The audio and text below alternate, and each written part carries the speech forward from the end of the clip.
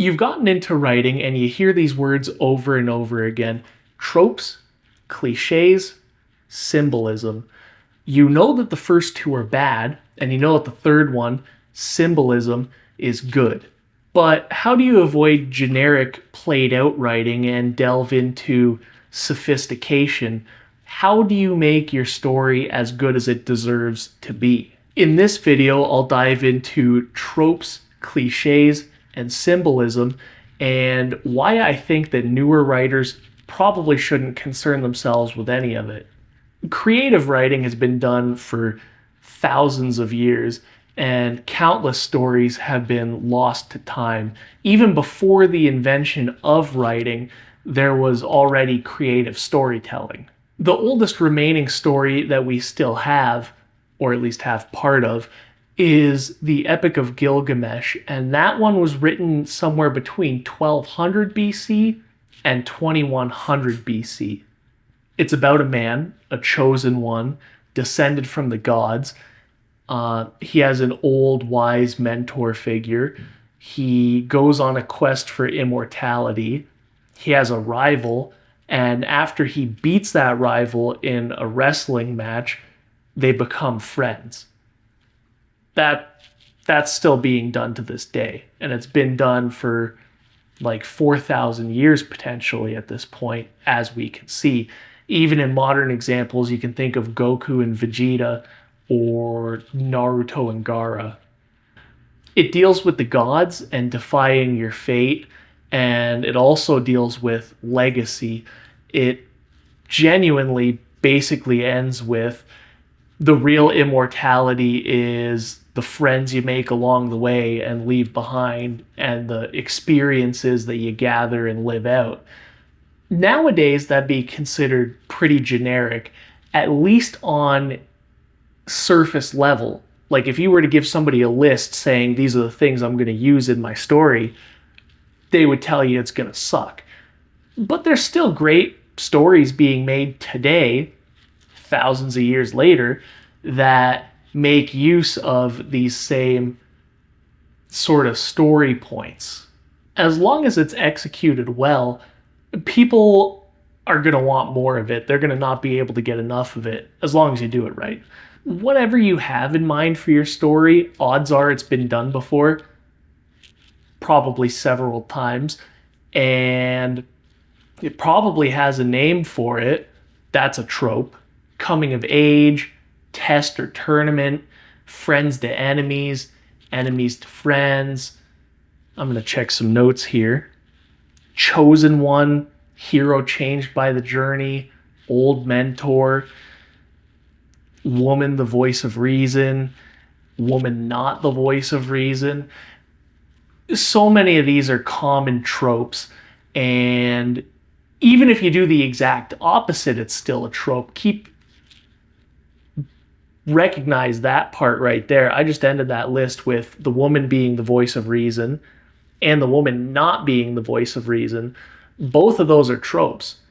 How do you do something in that scenario that is not a trope? If you look at it from a wider, more macro perspective and you intentionally try to assign a label to it, it's been done before.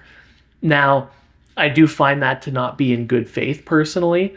I think you really shouldn't concern yourself with the usage of tropes. Even if you do the opposite, odds are that is also a trope, or it's considered the exact same trope, just a common subcategory of that exact same trope. So there's genuinely no avoiding it.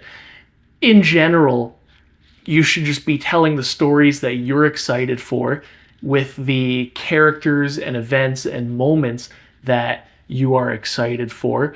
You should give it your best go, and you should just try to execute it properly. Execution matters a lot more than tropes.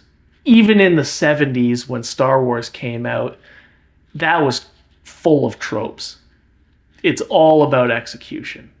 If you try to cater to and appease a group of snobs and haters, you're going to end up with an audience of snobs and haters, and you're going to end up with a fan base, if they could even be called that, of people who are looking to throw you under the bus for any reason and give you a 1-star review or just say that you're terrible. It's already hard enough to write a book. You don't have to make it harder on yourself by doing something that you don't like as much for the express sake of doing something that other people might enjoy. It should really be about you going through this experience and actually making something that you can be proud of and you can be happy about or satisfied with at the end. At times, writing is great. At times, you're going to absolutely hate the process. There's a lot of famous authors that hate the process. I think it was Joe Abercrombie was asked about what his favorite part of writing is, and he said the fact that it paid for his house and that he actually really doesn't like writing. I might have him confused with somebody else, but I'm pretty sure it was Joe Abercrombie. The thing about him is that he's written one of the most famous fantasy series ever. And as we can surmise from that quote, he doesn't even like the process. Not many people do.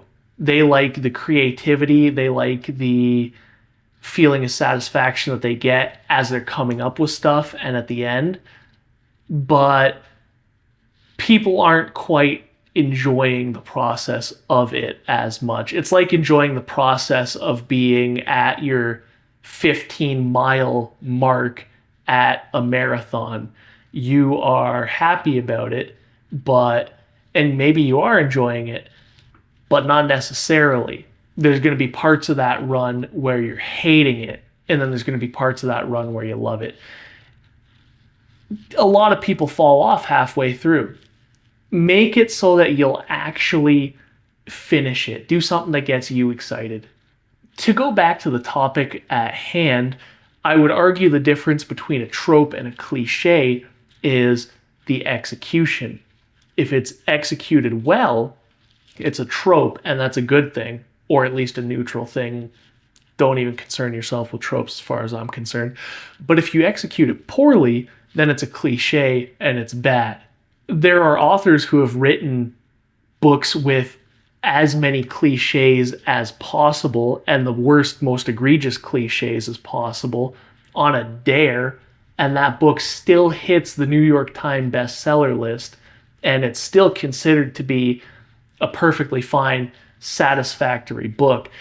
It's genuinely all about how you do it, and that's including a love triangle too. Like, the books where people do that, a lot of the time it is with a love triangle. It's completely about execution.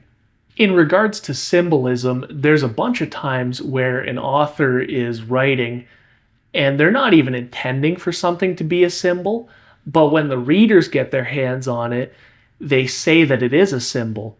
And to their credit, maybe subconsciously it was, and they're right. But people are going to find symbols where you intend and where you don't intend. No matter what, people who like symbolism will find something to call a symbol. To really hammer this point home, let's do a sort of exercise right here, a little experiment right here. I have an upcoming book where the main character has a sentient sword that gives him powers. It makes like a bit of a symbiotic relationship with him. And he was also crippled doing a stunt to prove his bravery and courage and impress others. In spite of his injury, he still keeps the sword on him at all times, but he also walks around with a severe limp and uses a gold cane to get around. Now, get in the comments section below and tell me, what is the sword a symbol of? What is the gold cane a symbol of? Or maybe what is the limp a symbol of? Now, for the integrity of this experiment, actually do pause the video and write down what you think. I'm sure that when you get down there, you're going to find different answers, and it's going to be stuff that you did think of, but also stuff that you didn't think of. And you'll see that there's a lot of variety in it, and some might even flat out contradict each other. Maybe they're both right technically. Full disclosure, when I was writing, I wasn't even concerned about the symbolism of all this stuff. I just thought it'd be really cool to have a character with a sword that's like sentient and it's magic, and because of that, it gives him extra powers. And I thought that with the way that it would talk to him and the backstory of this sword, that and of him, that it could give them a really unique and fun dynamic. And that's what your concern should be the whole way through. Write good characters, have fun with it, do stuff that that interests you, and put those good characters in tough situations where they have to struggle to get through them. Reveal who they are and what they do with those actions. That's the trick to having a good story. You can't just say, well, my symbolism is good, therefore this terrible story has now been turned into an 8 out of 10 and is now considered good as well. It doesn't really work like that. Write what you like and enjoy doing it. We tend to be our biggest critics and our biggest detractors, but do everything in your power to put yourself in a scenario where you are your own biggest fan. If you expect other people to be fans, you have to pave the way for that to happen. So you got to get out there, you got to write, and you got to tell the best, coolest story you can that gets you excited. And as always, get down in the comments below and let me know what I should cover next.